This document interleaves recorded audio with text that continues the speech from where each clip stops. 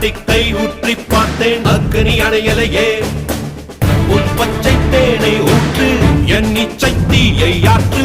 அடிகச்சை கனியை பந்தி நடத்து கட்டில் இலை போட்டு